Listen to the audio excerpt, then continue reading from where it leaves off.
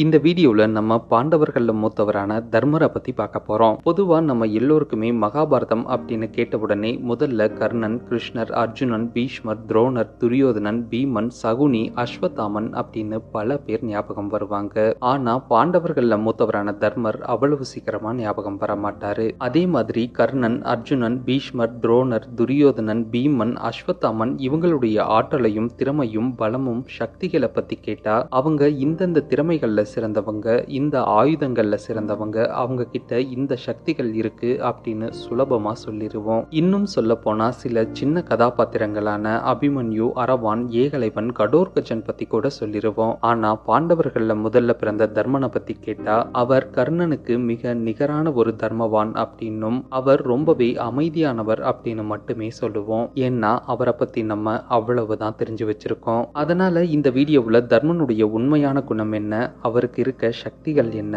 அவர் எதுல தலை சிறந்தவர், எதுல திறமையானவர், எந்த ஆயுதத்தை கையாள்றதுல சிறந்து விளங்கினாரு, இவர் என்னெல்லாம் செஞ்சாரு, இவர் செஞ்சது சரியா தவறா, இவர் நல்லவரா கெட்டவரா, இல்ல இவரும் ஒரு கோபக்காரரா இல்ல சுயநலவாதியா அப்படின்னு தர்மனை பத்தி இந்த வீடியோவுல விளக்கமா பார்க்கலாம். முதல்ல தர்மன் எப்படி பிறந்தாரு அப்படின்னா, குந்தி தேவி தன்னுடைய சின்ன வயசுல துர்வாசக முனிவர் கிட்ட வாங்கின வரத்தை வச்சு குந்தி தேவிக்கும் பாண்டுவிற்கும் தர்மதேவனான யமதர்மராஜாவுடைய அருளால் தர்மன் மகனாக பிறக்கிறாரு. இப்படி குந்தி தேவிக்கும் பாண்டுவுக்கும் மூத்த மகனாக பிறந்த இவர் பொறுமை, அமைதி, நம்பிக்கை, ஒழுக்கம் அப்படின்னு நிறைய நற்பண்புகளோடு குழந்தை பருவம் முதலே மன முதிர்ச்சியோடு வளர்றாரு. அடுத்து இவர் அந்த குழந்தை பருவத்திலேயே துரோணர் மற்றும் கிருபாச்சாரியாரிடம் சீடனாக சேர்ந்து மதம், அரசியல், நிர்வாகம், போர்க்கலைகளை பாடமா கத்துக்கிறாரு. அடுத்து குரு துரோணாச்சாரியாரிடம் போர்க்கலை மற்றும் போர் ரத பயிற்சிய முறையே கத்துக்கிறாரு. அதனால தர்மன் போர்க்களத்தில் தேர் ஓட்டுறதுல சிறந்தவர் ஆயிடுறாரு.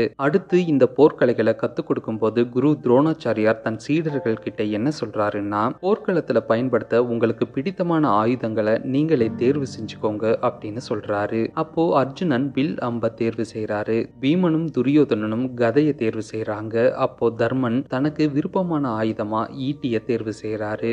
ஈட்டிய தேர்வு செஞ்சு அதுல சிறந்தவர் ஆயிடுறாரு. அது எந்த அளவுக்குன்னா, கூர்மையான ஈட்டியில திறமையா பயிற்சி எடுத்து பின்னர் ஒரு புல்லையோ அல்லது காகிதத்தையோ ஈட்டியாக பயன்படுத்தி கற்களால் கட்டப்பட்ட சுவற்றை துளையிடும் அளவுக்கு இவர் ஈட்டியில சிறந்தவர் ஆயிடுறாரு. அடுத்து இவர் மூத்தவர்களுக்கு மரியாதை கொடுப்பதிலும் கடவுள் பக்தியிலும் சிறந்தவராய் இருக்காரு. அப்படி இவர் பூமாதேவியின் மீது வைத்த பக்தியின் காரணமாக அவருடைய தேர் எப்போதும் தரையில் இருந்து 4 விரல் உயரத்திலேயே பறந்து செல்லும். இதனால பூமாதேவியும் சந்தோஷப்படுறாங்க.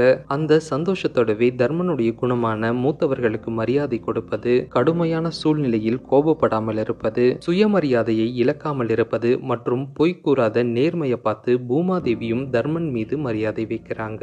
அடுத்து இவர் பிறக்கும் போதே யமதர்மராஜாவுடைய அருளால் பிறந்ததால் இவருக்கு தனிப்பட்ட சிறப்பான சக்தி ஒண்ணு இருக்கு. அது என்னன்னா, தர்மன் தன்னை மீறி கடுமையா உச்சகட்ட கோபம் அடையும் போது அவர் கண்ணிலிருந்து தீ கதிர்களாக வெளியேறி அவர் பார்க்கும் நபரை நொடியில் சாம்பலாக்கும் சக்தியோடு இருக்காரு. அடுத்து பாண்டவர்களுக்கும் கௌரவர்களுக்கும் இடையே ஏற்பட்ட ஆரம்பகால பிரச்சனைகளுக்கு அடுத்து சகுனி மற்றும் துரியோதனனுடைய ஆலோசனையின்படி பாண்டவர்கள் லட்சகிரகம் என்னும் மாளிகையில் தங்க வைக்கப்படுறாங்க. அப்போ அந்த மாளிகைக்கு போன சில நொடிகள்லேயே தர்மன் ஒன்ன தெரிஞ்சுக்கிறாரு. அது என்னன்னா, இந்த மாளிகையில நிறைய அரக்கு வாசனை வீசுது. அதோட எளிதில் தீப்பற்றக்கூடிய பொருட்களால தான் இந்த அரண்மனை கட்டப்பட்டிருக்கு. ஒருவேளை இது நம்மள கொல்ற முயற்சியா கூட இருக்கலாம் அப்படிங்கறத தெரிஞ்சுக்கிறாரு. தெரிஞ்சுக்கிட்டு தர்மன் அத பீமன் கிட்ட சொல்றாரு. அதை கேட்ட பீமன் துரியோதனன் மேல பயங்கரமா கோபப்படுறாரு. அந்த கோபத்தோடவே பீமன் என்ன சொல்றாருன்னா, நான் இப்பவே அஸ்தினாபுரம் போய் துரியோதனனுடைய கை கால்களை பிச்சு அவனை கொல்ல போறேன் அப்படின்னு துடிக்கிறாரு. அப்போ தர்மன் என்ன சொல்றாருன்னா, கொஞ்சம் பொறுமையாயிரு பீமா, இதுக்கு வேற வழி செய்யலாம் அப்படின்னு அடுத்த சில நாட்கள்ல அந்த அரண்மனைக்கு அடியில ஒரு மிகப்பெரிய ரகசிய சுரங்க பாதையை அமைக்கிறாங்க. அமைச்சு அரண்மனை பற்றி எரியும் போது தர்மன் தன்னுடைய தாயையும் சகோதரர்களையும் அந்த தீ விபத்துல இருந்து காப்பாத்துறாரு. அப்போ பாண்டவர்கள் இறந்துட்டாங்க அப்படின்னு எல்லோரும் நினைக்கும் போது பாண்டவர்கள் இறக்காம காட்டுக்குள்ள தலைமறைவு ஆயிடுறாங்க. அதுக்கு அடுத்து சில மாதங்கள் கழித்து துருபத நாட்டு இளவரசிக்கு சுயம்பரம் ஒரு போட்டியா அறிவிக்கப்படுது. அப்போ அந்த போட்டியில கலந்துகிட்ட அர்ஜுனன் போட்டியில ஜெயிச்சு துருபத நாட்டு இளவரசியான திரௌபதிய கிருஷ்ணருடைய தலைமையில திருமணம் செஞ்சுக்கிறாரு. திருமணம் செஞ்சு திரௌபதி திரௌபதியை தன்னுடைய குடிலுக்கு அழைத்து சென்ற போது குந்தி தேவியின் தவறான புரிதலால் பாண்டவர்கள் 5 பேரும் திரௌபதியை தங்களுடைய மனைவியா ஏத்துக்க வேண்டிய சூழ்நிலை ஏற்படுது. அப்போ தன் தாய் குந்தி தேவியின் சொல்படி தர்மன் திரௌபதியை தன்னுடைய மனைவியா ஏத்துக்கிறாரு. அதுக்கு அடுத்து சில வருடங்கள் கழித்து தர்மன் தன்னுடைய விருப்பப்படி சிவிராஜ்யத்தின் இளவரசியான தேவிகாவை மனப்பூர்வமா திருமணம் செஞ்சுக்கிறாரு. அதனால தர்மனுக்கும் தேவிகாவுக்கும் யோதேயா அப்படிங்கிற ஒரு மகன் பிறக்கிறாரு. அதே மாதிரி தர்மனுக்கும் திரௌபதிக்கும் பிரதிவித்யா அப்படிங்கிற இன்னொரு மகனும் பிறக்கிறாரு. அதுக்கு அடுத்து சில வருடங்கள் கழித்து தலைமறைவாய் இருந்த பாண்டவர்கள் மீண்டும் அஸ்தினாபுரம் போறாங்க. இதனால பாண்டவர்களுக்கும் கௌரவர்களுக்கும் மீண்டும் பிரச்சனை ஆரம்பமாகுது. அப்போ இந்த பிரச்சனையை பார்த்த பீஷ்மரும் திருதராஷ்டிரனும் என்ன சொல்றாங்கன்னா, ஹஸ்தினாபுரத்தை இரண்டா பிரிச்சு 2 பேரும் ஆட்சி செய்யுங்க அப்படின்னு சொல்லி ஹஸ்தினாபுரத்தை கௌரவர்கள் கிட்டையும் மறுபாதியான இந்திர பிரசித்தத்தை பாண்டவர்கள் கிட்டையும் கொடுக்கறாங்க. அப்போ இந்திர பிரசித்தம் போன பாண்டவர்கள் என்ன செய்யறாங்கன்னா, ராஜசூய யாகம் நடத்தி தங்களுடைய எல்லைகளை விரிவுபடுத்துறாங்க. விரிவுபடுத்தி தர்மருக்கு அரசரா முடிசூட்டு விழா நடத்துறாங்க. அப்போ அந்த முடிசூட்டு விழாவில் கலந்துகிட்ட துரியோதனன் பாண்டவர்களை பார்த்து கோபமும் பொறாமையும் படுறாரு. அதனால அவர் அவமானப்படுத்தப்பட்டு மீண்டும் அஸ்தினாபுரம் போயிடுறாரு. அடுத்து சில நாட்கள் கழிச்சு அரசரா முடிசூடப்பட்ட தர்மன் தன்னுடைய இளைய சகோதரரான சகாதேவனுடைய பொறுமை, அமைதி, கண்களை பார்த்து சகாதேவனுக்கு எதிர்காலம் அறியும் சக்தி இருக்கு அப்படிங்கறத தெரிஞ்சுக்கிறாரு. தெரிஞ்சுக்கிட்டு சகாதேவனை கூப்பிட்டு, சகாதேவா, நம்முடைய எதிர்காலம் எப்படி இருக்கு, என்னால நம்முடைய எதிர்காலத்துல என்னவெல்லாம் நன்மைகள் நடக்க போகுது அப்படின்னு கேட்கிறாரு. அதுக்கு சகாதேவன் என்ன சொல்றாருன்னா, அண்ணா, நீங்க இப்போ அரசரா முடிசூடிக்கிட்டீங்க, நீங்க இதே மாதிரி எப்போதும் அரசராவே இருப்பீங்க அப்படின்னு சொல்றாரு. அதை கேட்ட உடனே தர்மன் ரொம்பவே சந்தோஷப்படுறாரு. அந்த சந்தோஷத்தோடவே, சரி சகாதேவா, அத கொஞ்சம் விளக்கமா சொல்லு அப்படின்னு கேட்கிறாரு. அதுக்கு சகாதேவன் என்ன சொல்றாருன்னா, அண்ணா, விளக்கம் கேட்காதீங்க, நீங்க எப்போதும் அரசராவே இருப்பீங்க அப்படின்னு சொல்றாரு. ஆனா அதை விளக்கமா தெரிஞ்சுக்கணும் அப்படிங்கிற ஆர்வத்தோட தர்மன் சகாதேவனை வற்புறுத்தி விளக்கம் கேட்கிறாரு. அப்போ சகாதேவன் என்ன சொல்றாருன்னா, அண்ணா, முதல்ல என்ன மன்னிச்சிருங்க, ஏன்னா உங்களால நமக்கு ஒரு மிகப்பெரிய அவமானமும் ஈடு கொடுக்க முடியாத இழப்பும் நம்முடைய எதிர்கால சந்ததிகளும் அழியும் அளவிற்கு நம்ம ஒரு மிகப்பெரிய போரை சந்திக்க போறோம் அப்படின்னு சொல்றாரு. அப்போ இதை கேட்ட தர்மன் தன்னுடைய எதிர்காலத்தை தெரிஞ்சு ரொம்பவே வருத்தப்படுறாரு. அதுக்கு அடுத்து கோபத்தோட ஹஸ்தினாபுரம் போன துரியோதனன் பாண்டவர்களை எப்படியாவது இந்திர பிரசித்தம் மற்றும் ஹஸ்தினாபுரத்துல இருந்து முழுமையா விரட்டணும் அப்படின்னு யோசிச்சு பகடை விளையாட தெரியாத தர்மனை தன்னுடன் பகடை விளையாட சொல்லி அழைப்பு விடுக்கிறாரு. அதை கேட்ட தர்மனும் துரியோதனனுடன் பகடை விளையாட சம்மதம் தெரிவிக்கிறாரு. ஏன்னா தர்மனுக்கு பகடை விளையாட தெரியாது அப்படின்னாலும் பகடை விளையாட ரொம்பவே பிடிக்கும். அதனால தர்மனுடைய இந்த பலவீனத்தை பயன்படுத்தி சகுனியும் துரியோதனனும் முதல்ல தர்மனுடைய செல்வங்களை ஜெயிக்கிறாங்க. அடுத்து நாடு மற்றும் பதவியை ஜெயிக்கிறாங்க. அடுத்து பீமன், அர்ஜுனன், நகுலன், சகாதேவன் அப்படின்னு வரிசையா சகோதரர்களை ஜெயிக்கிறாங்க. அடுத்து தர்மனையே போட்டியில வச்சு ஜெயிக்கிறாங்க. கடைசியா திரௌபதியையும் போட்டியில வச்சு ஜெயிச்சிடுறாங்க. ஜெயிச்சு திரௌபதியின் ஆடைகளை உரித்து அவமானப்படுத்துறாங்க. அப்படி அவமானப்படுத்தும் போது நகுலன் மற்றும் சகாதேவன் கோவப்படுறாங்க. அதுக்கும் மேல அர்ஜுனன் கோவப்படுறாரு. அவருக்கும் மேல பீமன் கோவப்படுறாரு. ஆனா தர்மன் மட்டும் தன்னுடைய கண்களை மூடி அங்க அமைதியா உட்கார்ந்திருக்காரு. அப்படி அமைதியா உட்கார்ந்திருந்தது மட்டும் இல்லாம எல்லா நிகழ்வுகளும் முடிந்து பாண்டவர்கள் சபையை விட்டு வெளியேறும் வரைக்கும் அவர் கண்களை மூடிக்கிட்டே இருந்தாரு. ஏன்னா அங்க திரௌபதியின் துகில் உரிக்கப்படும் போது அவர் தன்னையும் மீறி கடுமையா உச்சகட்ட கோபத்துக்கு போயிட்டாரு. அதனால அவர் கண்கள்ல இருந்து தீ கதிர்களாக வெளியேறும் அப்படிங்கறத உணர்ந்து தர்மன் தன்னுடைய கண்களை மூடிக்கிட்டாரு. அப்படி ஒருவேளை தர்மன் தன்னை கட்டுப்படுத்தி கண்களை மூடல அப்படின்னா அன்னைக்கு அந்த சபையில இருந்த எல்லோருமே தீக்கு இரையாகி சாம்பலாயிருப்பாங்க. இல்ல ஒருவேளை இந்த சக்தி தர்மனை தவிர வேற யார்கிட்ட இருந்திருந்தாலும் அந்த சபை அன்னைக்கு தீக்கு இரையாகி இருக்கும். ஆனா தர்மன் தன்னுடைய சுய ஒழுக்கத்தாலும் சுய கட்டுப்பாட்டாலும் தான் தோல்வி அடைந்தவன் என்று தன்னுடைய தோல்வியை ஏற்றுக்கொண்டு அசம்பாவிதம் ஏதும் செய்யாமல் அங்கிருந்து கிளம்பிடுறாரு. அதோட தோல்வி அடைந்த பாண்டவர்கள் 12 வருட வனவாசமும் 1 வருடம் தலைமறைவான ஐஞானவாசமும் அனுப்பப்படுறாங்க. இப்படி பாண்டவர்களும் திரௌபதியும் காட்டுக்கு வனவாசம் போகும்போது இவங்க மேல பாசமும் மரியாதையும் வச்சிருந்த சில முனிவர்களும் அவங்களோடவே வனவாசம் போறாங்க. அப்படி போன எல்லோருக்குமே திரௌபதியால சில நாட்களுக்கு மேல உணவளிக்க முடியல.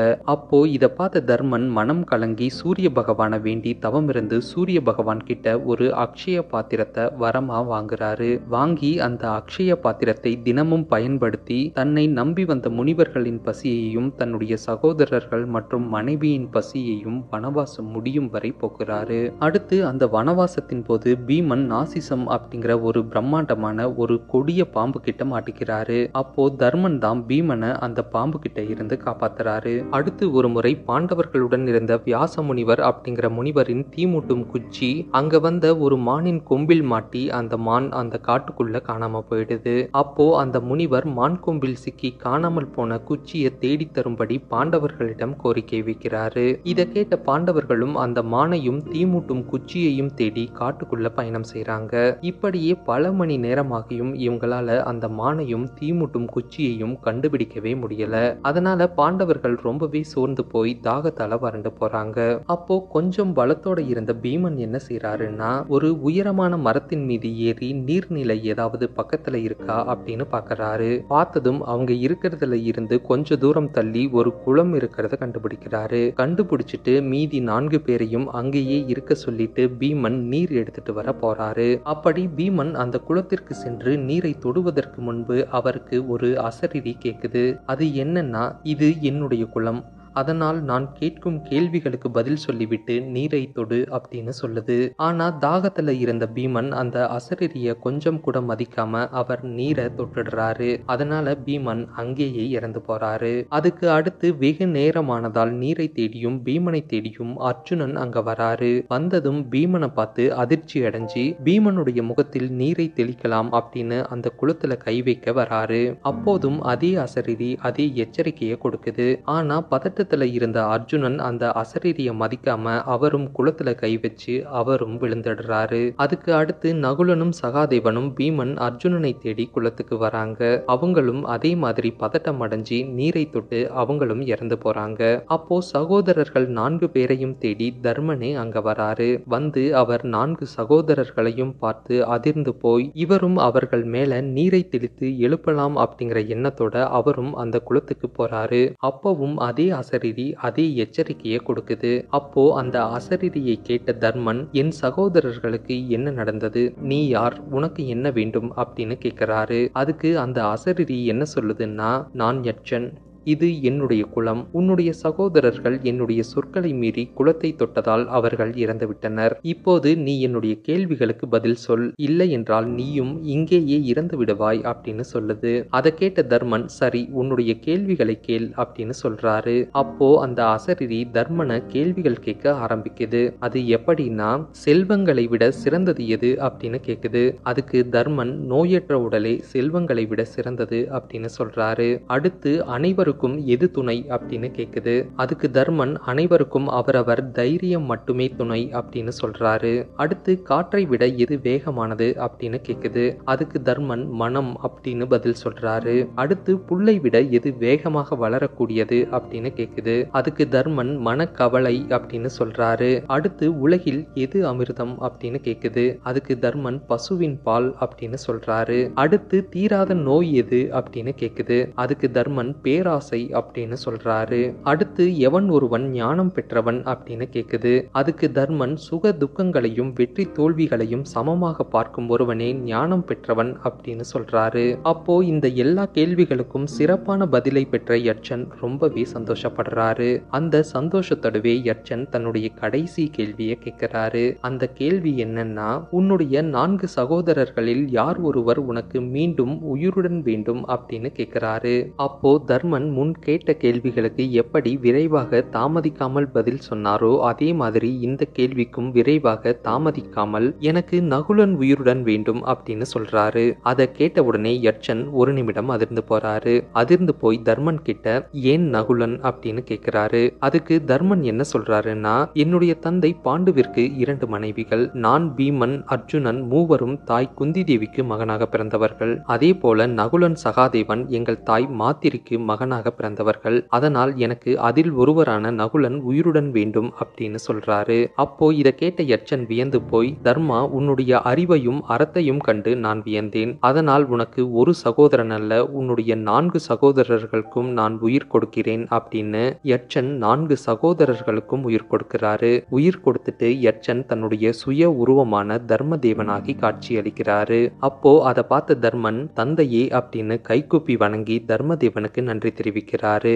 அப்போ தர்மதேவன் தர்மன் கிட்ட, மகனே, உனக்கு என்ன வரம் வேண்டுமோ கேள் அப்படின்னு சொல்றாரு. அதுக்கு தர்மன் நாடு, செல்வம், பதவி, வலிமை அப்படின்னு எதையுமே கேட்காம, நாங்கள் தேடி வந்த வியாச முனிவரின் தீமூட்டும் குச்சி எங்களுக்கு வரமாக வேண்டும் அப்படின்னு கேட்கிறாரு. அதுக்கு தர்மதேவன் மெல்ல சிரிச்சிட்டு அந்த மானை அங்கு வரவழைத்து தீமூட்டும் குச்சியை வரமாக கொடுத்துட்டு போறாரு. அதுக்கு அடுத்து தர்மன் அந்த தீமூட்டும் குச்சியை மீண்டும் வியாச முனிவர் கிட்ட கொடுக்கிறாரு. அப்போ சந்தோஷப்பட்ட வியாச முனிவர் ஒரு மந்திரத்தால் தர்மனை பகடை விளையாட்டில் வல்லவர் ஆக்கிடுறாரு. அதுக்கு அடுத்து இந்த நிகழ்வுகள் முடிவுக்கு வரும்போது பாண்டவர்களின் 12 வருட வனவாசமும் முடிவுக்கு வருது. முடிவுக்கு வந்து கடைசி ஒரு வருட தலைமறைவான ஐஞான வாசம் ஆரம்பமாகுது. அப்போ பாண்டவர்கள் என்ன செய்றாங்கன்னா, இந்த காட்டுல இருந்து வெளியேறி மச்சய தேசம் அப்படிங்கிற நாட்டை நோக்கி போய் அங்கிருந்த விராட மன்னனின் அரண்மனைக்கு மாறு வேடத்துடன் சென்று பணியாட்களா சேர்ந்துக்கிறாங்க.